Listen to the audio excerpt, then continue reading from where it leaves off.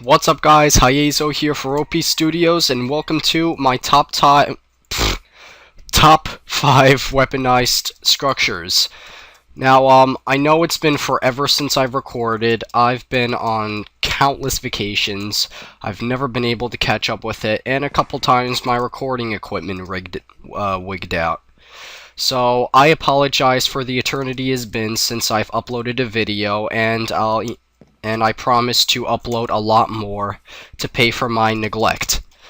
So anyway, let's get started. Actually, before we do, I have something to ask you guys. You guys know how, like, some channels have names for their subscribers. I'm drawing a blank here. I really can't think of any names. So, I've come to ask for your assistance. If you guys have any ideas of what name that our subscribers should have, please post it in the comment section below. I'd love to hear what you've got in mind. And yeah, thanks a lot. So, we should probably get into it. And and here's my house. That's nice. See, we got our little forge, we got our alchemy lab, some storage, our badass enchanting monument. Now, upstairs. I hope you appreciate the wood paneling and my little clock, and my awesome enchanted weapons, Dolvajot and Yoltor Shul, you see named in the dragon language, which I have recently come to like a lot. And here's my horse, Sealcross. Alright guys, for number 5 we have the Gravel and Sand Launcher, and the original design was by CheesyCat501 from OP Studios. So, what this device does is that it is powered by TNT and a series of redstone and redstone repeaters. You see, when this button turns on this redstone, the signal will just ignite all this TNT. It will travel across these repeaters onto this redstone torch, turn it off, retract that piston, and the gravel will fall down. When in midair, the TNT will detonate and send it flying across the map. It was pretty cool the first time Jack showed me this, so I decided to build my own. It's a bit more compact since his was so massive, and this is kind of look a lot like number 3? I think that's number 3 over there. Anyway, let's give it a shot.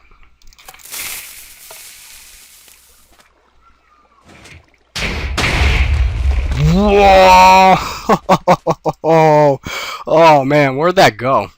And also, you can use it with either gravel or sand, but I used gravel just to show its awesome power. Holy crap, that is far. Oh man. That was nice. Now, I know this isn't exactly deadly, and it's more of a minor griefing device, so that's mainly why it's number 5, because it is not as deadly as weapon prototype number 4. I know it says 1, but it's the first one I built. This is the Fire Arrow machine gun, and I've seen models of this from both Antvenom and Zephos from the Yogscast, so I decided to give credit to both of them. So, when given a charge, this lever is connected to a redstone pulsar, which when turned on, well, technically turned off because it's actually jamming the signal. This thing will just spam a repeated redstone signal to this dispenser, and it will just fire arrows out, which will be set on fire by this lava flow. Alright, initiation. See that? See that? What I'm talking about? Decimation. Any pig, any zombie would just be completely destroyed. I just put a 64 stack of arrows in here just to make sure. So yeah, that's pretty neat. But also, since fire arrows don't really detonate since fire arrows don't set other blocks on fire, and only just raw fire does, it isn't so destructive and griefable. And also, unless it's propped up on a height, it won't have as much range, because that was only literally like 10 blocks of range. So it isn't good unless you have like a wave of mobs coming towards you and you just need like some sort of close range defense. So yeah, that's why it's number 4. And we have a couple more inferiors to go. So the next one is number 3. Again, I know it says number 2, but this is the second one I developed. The TNT cannon, developed by... Ooh, look at that. Me. So, let's see. It's kind of the same as the gravel and sand launcher, but I kind of modified it. I actually built a gravel launcher based on this, since this construct is a lot simpler. Once this TNT is detonated, the redstone signal will travel through these repeaters and ignite this TNT. And during its detonation sequence, this will detonate. This will go flying across the map and blow up wherever it lands. And as you see, I've already done a couple test runs. Alright, let's do this. Fire in the hole! And... Whoa! Oh man, that's far! Jeez! So, where'd this blow up? Where'd it go? Where'd it go? Oh god, where'd it go? Did it go out of the chunk? Oh my god, I think we blew that thing out of the chunk. Or is that where it landed? I don't know. God, that was far. Oh, that was a pretty good run. Wow, I'm surprised. That's a lot more powerful than I had anticipated. Usually it just fires like right around here. So it probably just lagged out. I'm not sure. But yeah, wow. That's number 3. And now, we have number 2, the 6-shot TNT cannon. Again, I know it says number 4. And I like, well, me and Cheesy like to call this the ultimate TNT cannon. However, ultimate is sort of an understatement since the quantity of the shots is unlimited. I mean, seriously, we could have like a 12-shot TNT cannon and it still wouldn't be the ultimate. So I'm just calling this the... Maybe I should call it the half-dozen shot. That sounds cool. So it's basically the same as a regular TNT cannon, only by one charge it will travel across this entire system to detonate 6 TNT cannons combined into one monstrosity. Look at this thing.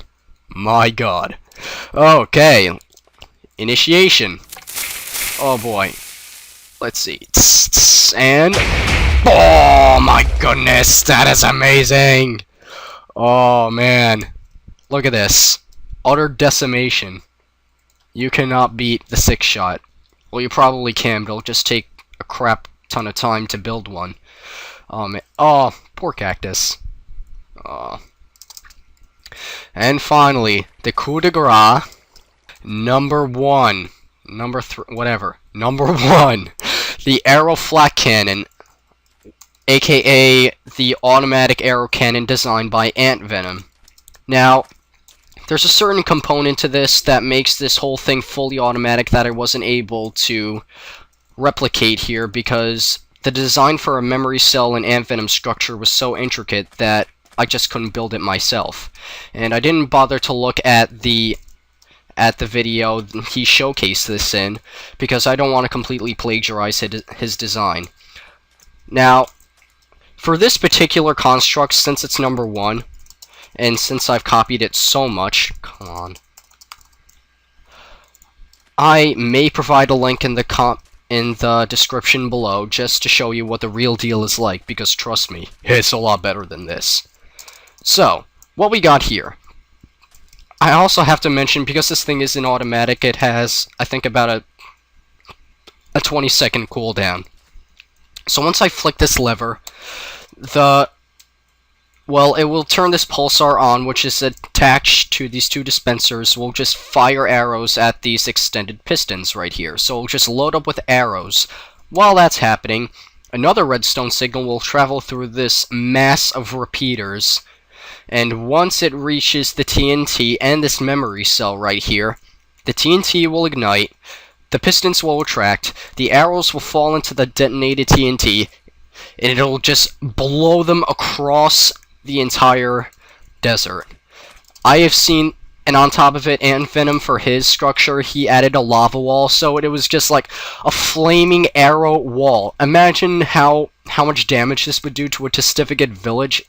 My god, I can't even bear to think about it. Oh, that would be utter destruction if maybe in the next update, fire arrows would set blocks on fire once they hit them. I would like that, because right now they don't do jack. Except for probably setting the villagers on fire.